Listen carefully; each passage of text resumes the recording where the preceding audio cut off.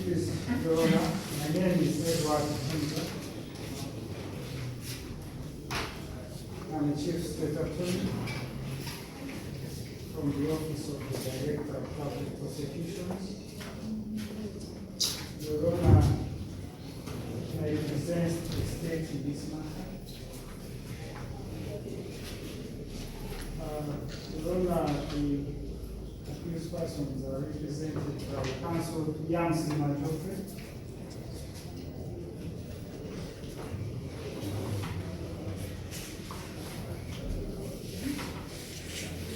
And this matter comes up for mention. Your Honor, we wish to announce that our inquiries have come to an end.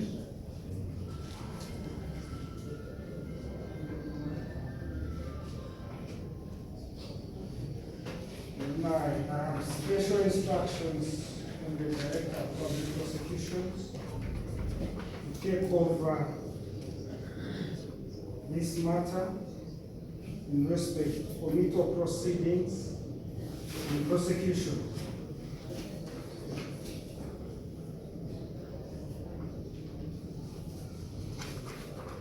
Your Honor, in accordance with Section 168 of the Magistrates Court Act,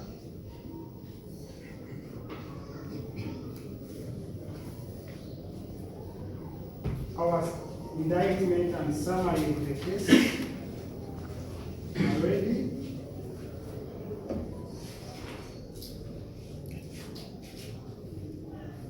Now we pray that the accused persons be committed to the High Court for trial at the next convenient court session, Your Honor. Any objection? No objection, Your Honor. Your Honor, if I may, I wish to lay the indictment and the summary of court, summary of the case before court.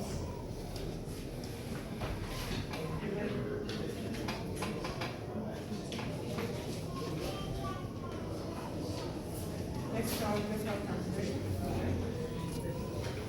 Okunoonyereza mu musango gyebavunaanibwa kwawedde era nga omukulu avunaanibwa wa gavumenti asaba esibikwa omukooti omusango gutandika okuwozebwa. So the summary of the case is going to be read to you, such that you know the case is the case and the evidence that the prosecution intends to rely on at the trial. Omufunze omusango nabasomebwa ekibavunaanibwa ebagenda obasengirako omukooti ekulu okuwulirwa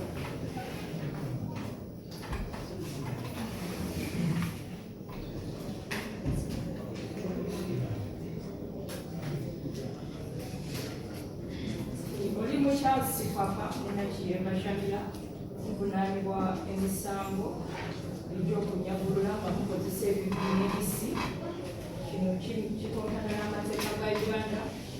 Omusango ogusooka mwanyagulula nga mukozesa ebisi awamu n'eryanyi kino kikontana n'amateeka ga Uganda akawaliro 286 oli Mukyasi Papa ne Nakiyemba Shamira Lukia Shamira ennaku z'omwezi 29 omwezi ogw'omunaana omwaka 2022 ebbunga mu Kawu mu divisioni y'e Makindye mu disitulikiti y'e Kampala mwanyagulula Alok Nur Jacob Mayendit $4,429 esimu ey'ekika kya iPhone ng'eno ya sky blue mu kala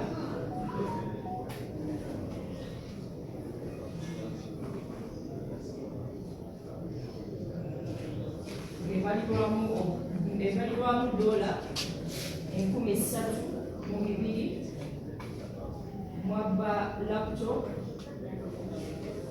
ebalirwamu obukadde 5, Samsung flat screen TV inch 7.5 zibalirwamu $4,000 awamu n'ensimbi enkalu $9,900 nimubba ne euro 25 era nga bino mwabinyaga nga mukozesa ebisi era ne mumuleka ng'ali mu mbeera embi nga n'okutegeera tategeera.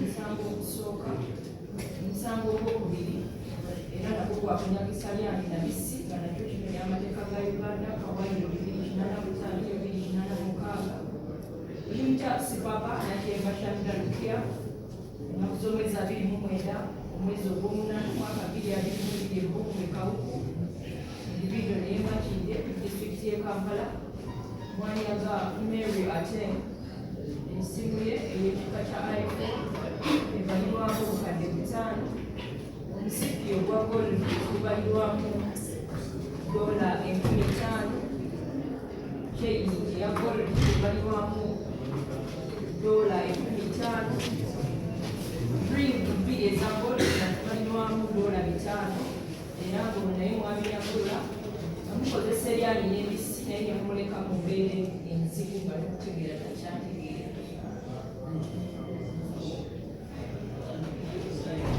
Omusango ogwokusatu era gwakunyagulula nga mukozesa ebisi n'ebyani ebirimu kya Sipapa Nakyemba Shamira Lukia ng'ennaku z'omwezi 29 omwezi ogw'omunaana mwaka 2022 bakawo ibindo neyemakine mu disitulikiti y'e Kampala mwanyagulula Chol Ateng esimu ye y'ekika kya iPhone ng'eno ya grey mu kala ebalirwamu $8,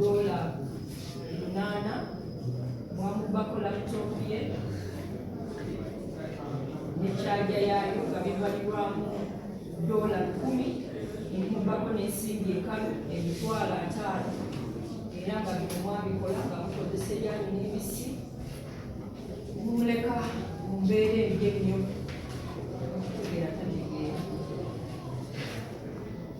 Omusango gw'okuna kunyagulula nyaga nga mukozesa ebiri n'ebisi erimu kya Sipapa Nakyemba Shamira Lukia ennaku z'omwezi 29 omwezi gw'omunaana 2022 Bunga Mukawuku individual neyemakine mu disitulikiti y'e Kampala mwanyagadde Nur Arok nemubbako laptop ye ey'ekika kya Apple ebalirwamu obukadde 5, mwamubbako ensimbi enkalu nemubbako esimu ye nga naye ebalirwamu obukadde 5 era nga naye mwamuleka ng'ali mu kubeera embi okutegeera tategeera.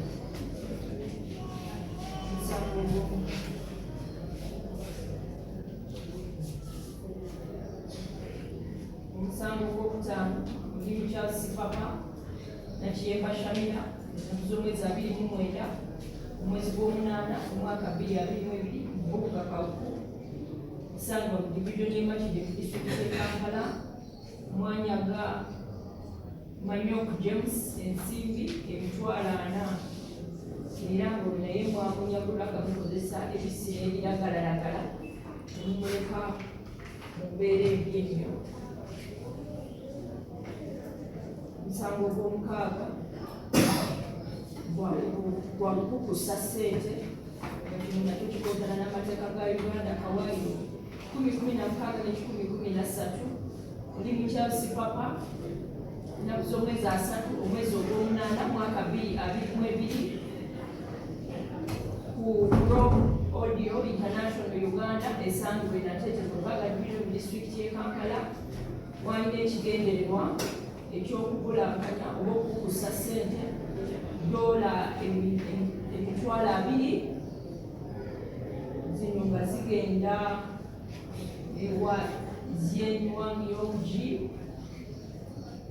ku account number ya Chit Bank ng'ekigendererwa kyali kyakulagiriza byuma ebikuba endongo